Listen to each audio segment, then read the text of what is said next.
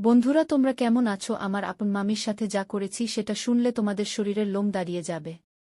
তোমাদের মেশিন দিয়ে পানি আসবে। তাই গল্পটি শোনার আগে অবশ্যই কানে হেডফোন লাগিয়ে নিও আর হাতের কাছে টিস্যু রেখে দিও। যে গল্পটা বলব সেটা শুনলে তোমাদের বুকের ভেতর এক অজানা শিহরণ উঠবে। কারণ এটা কেবল একটা গল্প না, এটা ভালোবাসা, অভিমানের ছায়ায় জেগে ওঠা এক অসাধারণ সম্পর্ক, যা দিনের আলো লুকিয়ে থাকে আর রাতের শরীরের গন্ধে ভেসে ওঠে। যদি সাহসী হও তবে মন খুলে শোনো। গল্পটি যদি ভালো লাগে তাহলে এখনই লাইক দিয়ে দিও। আর চ্যানেলটি এখনই সাবস্ক্রাইব করে রাখো যাতে পরবর্তী গল্পগুলো তোমরা মিস না করো। আমার নাম রায়ান। বয়স 21। বাবা মা দুজনেই মারা গেছেন। আমি ছোটবেলা থেকেই মামার বাড়িতে থাকি। মামা বিদেশে থাকেন, তাই আমার সবকিছু দেখাশোনা করেন আমার মামি সঞ্চিতা। আমি কলেজে পড়ি, পড়ালেখার খরচ, জামাকাপড়, মোবাইল থেকে শুরু করে সবই সঞ্চিতা মামিই দেন। মামির মুখে কখনো বিরক্তি দেখিনি, বরং মায়াভরা সেই চোখে যেন এক অদ্ভুত টান ছিল। সঞ্চিতা মামি ছিলেন এক পরিপূর্ণ নারী, মাঝবয়সী, অথচ শরীরের প্রতিটি রেখায় এক অভাবনীয় আকর্ষণ ছিল। মামির গলা, চোখ, ঠোঁট মামি এমনভাবে কথা বলত যেন বুকের গভীরে কিছু ছুঁয়ে যায়। একদিন দুপুরে কলেজ থেকে ফিরে দেখি ঘরে কেউ নেই, শুধু মামি রান্নাঘরে কাজ করছে। মামির পরনে ছিল একটা হালকা নীল শাড়ি, চুল খোলা আর মুখে ঘাম জমেছিল। জানালার হালকা আলো মামির গায়ে পড়ে যেন এক মোহময় আবরণ তৈরি করেছিল। আমি চুপচাপ দাঁড়িয়ে তাকিয়েছিলাম। মামির শরীরে সেই ঘামের টান, স্নিগ্ধ সৌরভে আমার বুকের ভেতর কেমন যেন করে উঠল। মামি হঠাৎ ঘুরে তাকিয়ে বলল, কবে এলে? আমি বললাম, এই তো একটু আগে। মামি বলল, খাওয়া হবে? আমি বললাম, আপনি খেয়েছেন? মামি মাথা নাড়ল না। আমি এগিয়ে গিয়ে বললাম, আপনাকে ক্লান্ত লাগছেন, একটু বসেন। মামি বলল, এত কিছু বুঝিস? এখন তুই ছোট নেই রায়ান, এখন তুই অনেক বড় হয়েছিস। আমি একটু চমকে গেলাম। মামি এমনভাবে বলল যেন ভেতরে কিছু ছিল। আমি চুপ করে পাশে বসলাম। হঠাৎ মামি আমার কাঁধে হাত রাখল, বলল, আমি জানি তোর অভাব আছে, কিন্তু আমি তোর সব কিছুতে আছি, শুধু একবার বল। আমি মামির চোখের দিকে তাকালাম। বললাম, আপনি আমার সব। আমি জানি আপনি ছাড়া আমি কিছুই না। হঠাৎ মামি আমার গাল ছুঁয়ে দিল। সেই ছোঁয়া যেন আগুন হয়ে গায়ে লাগল। মামির হাত ঠান্ডা, কিন্তু শরীরের ভেতর অনেক গরম মনে হচ্ছে। আমি চুপ করেছিলাম। মামি বলল, ভয় পাস না। আমি তোর মামি ঠিকই, কিন্তু আমি নারী। আমারও তো একটা মন আছে, তুই কি সেটা বুঝিস না? আমি ধীরে ধীরে বললাম, আমি সব বুঝি মামি।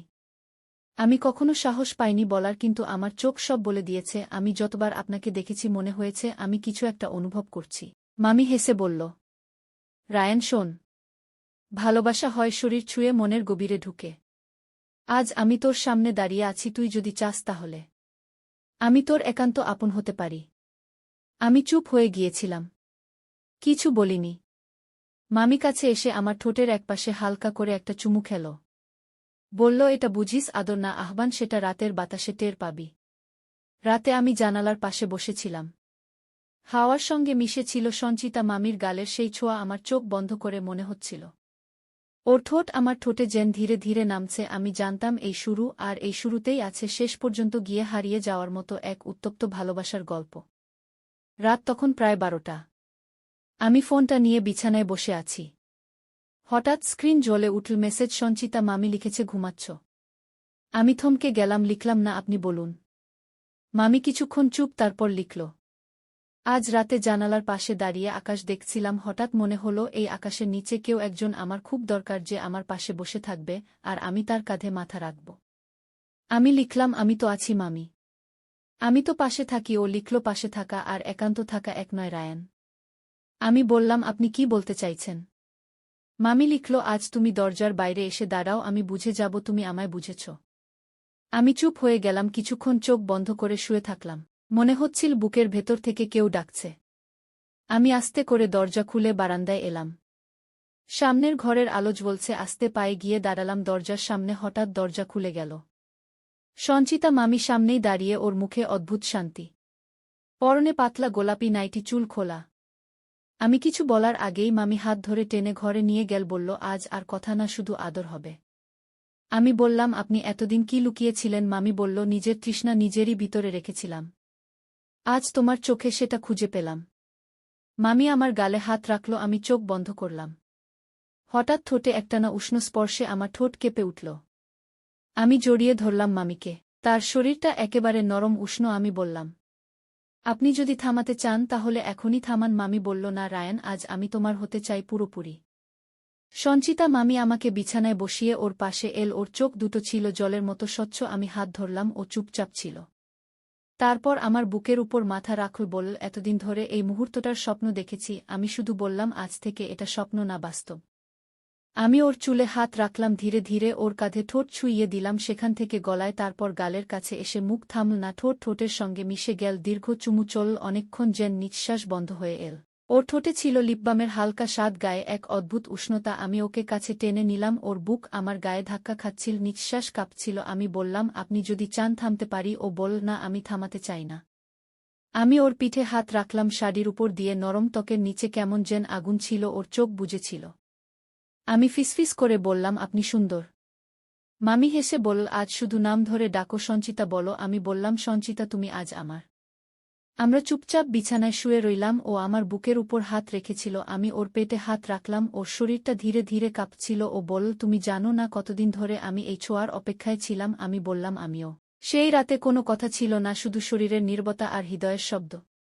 রাতের সেই চুপচাপ বিছানা সকালে ভাঙল সঞ্চিতা মামির দীর্ঘ নিঃশ্বাসে।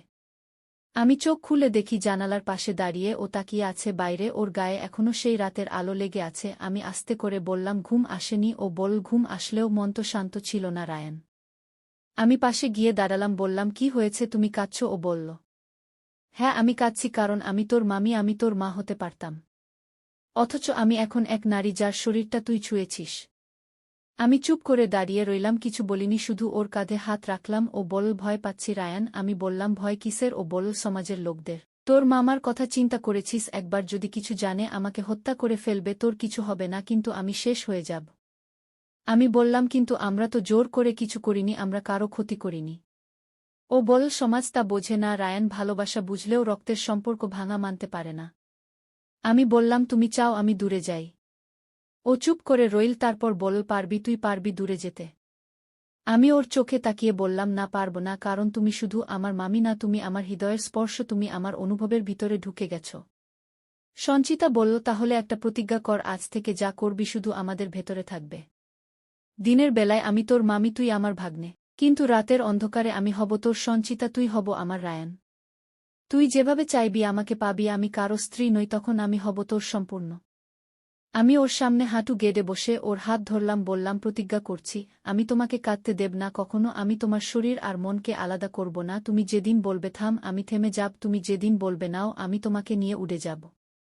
ও আমার গাল ছুঁয়ে বল, রায়ান, আজ রাতে আবার আসবি তো? আমি বললাম, হ্যাঁ, আজ আর কোনো ভয় থাকবে না, শুধু ভালোবাসা। তুমি আমাকে ডাকলেই আমি আসব, কারণ এই শরীরের স্পর্শে এখন আমার জীবনের তৃষ্ণা মিশে গেছে। সেই রাতে বিছানায় শুয়ে ঘুম আসেনি, আমার কানে বারবার ঘুরে ফিরে আসছিল সঞ্চিতার কণ্ঠ, রায়ান, আজ আমি তোকে ভালোবেসে ফেলেছি। এই ভালোবাসা এখন পাপ হোক আর পুণ্য, আমার কিছু যায় আসে না। রাত তখন 11টা। আমার ফোনে একটানা মেসেজ আসছে, একটার পর একটা।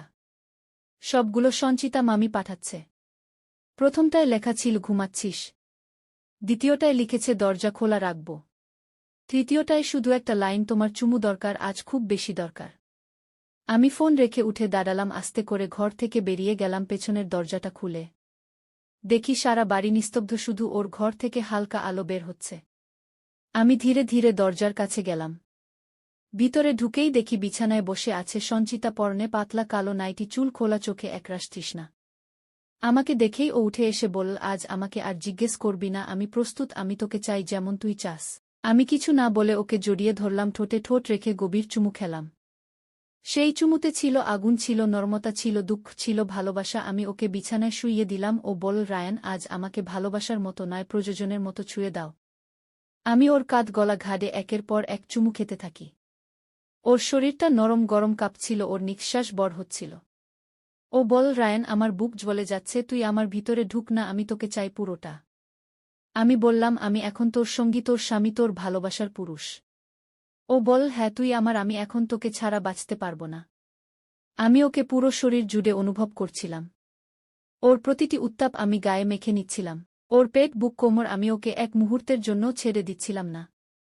আমরা দুইজন এক হয়ে গেছিলাম, তৃষ্ণায় ক্লান্ত, ভালোবাসায় পূর্ণ। রাত অনেকটা কেটে গেছে। আমি ওর কানে ফিসফিস করে বললাম, সঞ্চিতা, আমি এখন শুধু তোর, তুমি আমার সবকিছু। ও চোখে জল নিয়ে বল, রায়ান, আমি এখন তোকে ছাড়া মরেও শান্তি পাব না। আমরা দুজন চুপচাপ বিছানায় জড়িয়ে ছিলাম, জানালার বাইরে বাতাসে ছিল এক নতুন দিনের গন্ধ আর ভেতরে ছিল শুধু শরীরের ঘাম, ভালোবাসার উত্তাপ আর নিঃশব্দ চুমুর শেষ ছায়া। সন্ধ্যা নামতেই আমি ফোনে ব্যস্ত, হঠাৎ দরজার পাশে দাঁড়িয়ে থাকা সঞ্চিতাকে দেখে চমকে উঠলাম, ওর চোখ লাল, গলা শক্ত। আমি বললাম, কি হয়েছে? ও কিছু বলল না, হঠাৎ করে বলল, সেই মেয়েটা কে, যার মেসেজ তুমি দুপুরে পেয়েছিলে? আমি বললাম, কি বলছো তুমি? ও বল, আমি দেখেছি রায়ান তোমার ফোনে একটা মেয়ে হাঁটার ছবি পাঠিয়েছে, তুমি সেই মেয়ের পেছনে কেন দৌড়াচ্ছ? আমি স্তব্ধ। আমি বললাম, আমি তো কারো সাথে কিছু করিনি, শুধু এক বন্ধুর পাঠানো ছবি। ও বল, তুই বুঝিস না, আমার শরীরে যখন তুই ছুঁয়েছিলি তখন আমার মন তোকে ছুঁয়েছিল আর তুই সেই মনকে আজ আঘাত করলি। আমি বললাম, সঞ্চিতা, আমি কেবল তোমাকেই চেয়েছি, তুমি আমার সবকিছু। ও বল, তাহলে প্রমাণ দে, আজ তুই যদি সত্যিই আমাকে ভালোবাসিস তাহলে আর কারো দিকে তাকাবি না, তুই শুধু আমার। আমি বললাম, আমি আজকেই তোমাকে প্রমাণ দেব। রাতে ওর ঘরে গিয়ে আমি দেখলাম সঞ্চিতা কাঁদছে। আমি ধীরে ধীরে ওর পাশে গিয়ে বসে বললাম, চোখে জল দেবে না, আজ আমার বুকের ভিতর এক শূন্যতা তৈরি হচ্ছে, আমি তোমাকে কষ্ট দিতে চাই না। সঞ্চিতা বলল, তাহলে আজ আমাকে ভালোবাসার শেষ রূপ দেখাও, যেভাবে তোমার ঠোঁটে চুমু খাই আমি ভুলে যাই আমি কে। আমি ওকে বিছানায় নিয়ে শুইয়ে দিলাম, ঠোঁট চেপে ধরলাম ওর ঠোঁটে, তারপর গলা, ঘাট, বুক, পেট। আমি ওর শরীরের প্রতিটি কোণ খুঁজে ফিরলাম, যেন আমার ছোঁয়া দিয়ে ওকে বুঝিয়ে দিতে পারি আমি ছাড়া ওর কোনো পুরুষ নেই। সঞ্চিতা চোখ বন্ধ করে আমার শরীর জড়িয়ে বলল, তুই আমার, তুই আমার, তুই আমার। পরদিন সকালেই একটা চিঠি পেলাম টেবিলের উপর। লেখা ছিল সাদা কাগজে বড় অক্ষরে শুধু একটা লাইন, আমি যাচ্ছি রায়ান, আমাকে খুঁজিস না। আমার গলা শুকিয়ে গেল। আমি ছুটে গিয়ে ঘর খালি দেখলাম, ও নেই কোথাও, ওর জামাকাপড় নেই, ঘরের ঘ্রাণটুকু শুধু পড়ে আছে। আমি ফোন করলাম, সঞ্চিতার নম্বর বন্ধ। আমি জানতাম কোনো একটা কারণে ও নিজেকে সরিয়ে নিচ্ছে, কিন্তু কেন? আমি তো কিছু করিনি, শুধু ভালোবেসেছি, সেই ভালোবাসা আজ আমায় পোড়াচ্ছে। রাতে একা বিছানায় শুয়ে ওর শরীরের ঘ্রাণ আমার কাঁধে লেগে আছে মনে হচ্ছে। চোখ বন্ধ করলেই ওর ঠোঁট আমার ঠোঁটে আসছে। আমি চিৎকার করে বললাম, ফিরে এসো সঞ্চিতা, আমি আর পারছি না। কয়েকদিন কেটে গেল। একদিন হঠাৎ দরজার সামনে সঞ্চিতা দাঁড়িয়ে কাঁদছে। আমি ছুটে গিয়ে ওকে জড়িয়ে ধরলাম। বললাম, কোথায় ছিলে? ও বল, দূরে গিয়েছিলাম যাতে নিজেকে ভুলতে পারি, কিন্তু পারিনি। আমি বললাম, আমি কি কিছু ভুল করেছিলাম? ও বলল, না, তুমি কিছু করনি রায়ান। আমি শুধু নিজেকে ক্ষমা করতে পারছিলাম না। কিন্তু আজ বুঝলাম, ভালোবাসা কোনো গোপন সম্পর্ক নয়, এটা শরীরের চেয়ে অনেক গভীর। ও বল, আমি তোমার কাছে ফিরে এসেছি যদি এখনো জায়গা থাকে। আমি বললাম, আমার বুক এখনো খালি, তুমি থাকো শুধু। সেই রাতে আমরা বিছানায় ফিরে এলাম, আবার পুরনো ছায়া ফিরে এল। সঞ্চিতা আবার আমার গলা, ঘাট, ঠোঁট স্পর্শ করতে লাগল। আমি বললাম, তুমি কি এখন ভালোবাসা ফিরিয়ে নিতে এসেছ? ও বলল, না, আমি ভালোবাসা দিয়ে মরতে এসেছি। তখন অনেক রাত। সঞ্চিতা বিছানায় আমার পাশে শুয়ে আছে, ওর হাত আমার বুকে। আমি জিজ্ঞেস করলাম, তুমি কি আমায় মাফ করেছ? ও বল, তুই কোনো পাপ করিসনি, আমি করেছি। তোর বয়সে, তোর জীবনে আমি ঢুকে পড়েছি, তোর জীবনটা অন্য রকম হতে পারত। আমি বললাম, আমার জীবন এমনই হওয়ার ছিল যাতে তোমাকে পাওয়া যায়। সঞ্চিতা বলল, রায়ান, তুই আমার শরীর চেনালি, অনুভব বুঝালি, আমি তোকে, আজ তোকে আমার শরীর মন সব দিয়ে ফেলেছি। আমি ওর ঠোঁটে চুমু খেলাম দীর্ঘ সময়। সারারাত একটানা চুমু, ওর গলায়, ঘাড়ে, বুকের মাঝখানে। নিচে হাত রেখে ওকে আঁকড়ে ধরলাম। মামি বল, আমি আর কাউকে চাই না। তুই এখন আমার স্বামী, আমার প্রিয়, আমার প্রেম। রাতের শেষ ভাগে ও বল, একটা অনুরোধ করব। আমি বললাম, বলো। ও বল, আজ রাতের পর আমি আর এখানে থাকব না, তোর ভবিষ্যৎ নষ্ট করতে চাই না, তোকে নিয়ে পালাতে চাই না, তুই পড়াশোনা শেষ কর, তুই আমাকে মনে রাখিস, যতবার চোখ বন্ধ করবি আমার ঠোঁট মনে করবি, যতবার ঘুম আসবে না আমার গন্ধ খুঁজে নিস। আমি কিছু বলতে পারছিলাম না, শুধু ওকে জড়িয়ে ধরলাম, চুমু খেতে লাগলাম বারবার। আমি বললাম, তুমি চলে যেও না। ও বল, যেতে হবেই রায়ান, কারণ সমাজ আমাকে ক্ষমা করবে না, তোর জীবনও একদিন প্রশ্ন তুলবে। সকালে ঘুম ভাঙতেই দেখি পাশে কেউ নেই, টেবিলে একটা চিঠি, ওর লেখা। আমি পড়ে ফেললাম, রায়ান, তুই আমার জীবনের একমাত্র পুরুষ, তুই আমার রাতের ঘ্রাণ, তুই আমার ঠোঁটের শেষ চুমু, এখন আমি যাচ্ছি, ভালো থাকিস। আমি জানালার পাশে দাঁড়িয়ে ছিলাম, বাতাসে এখনো সঞ্চিতার গন্ধ ভেসে আসে, মনে হয় কখনো বিছানার চাদরটা নাড়লেই ওর ঠোঁট গায়ে লেগে যায়। আমি জানি ও আর আসবে না, কিন্তু আমার হৃদয়ে ও একমাত্র, যাকে আমি বলেছি স্নেহ নয়, প্রেম নয়, শুধু বলেছি তুমি আমার ভালোবাসা।